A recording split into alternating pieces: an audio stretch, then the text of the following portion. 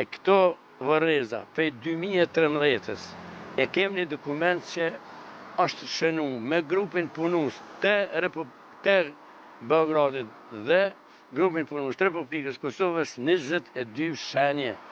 Prej atëherit janë nxjerrën vetëm 3.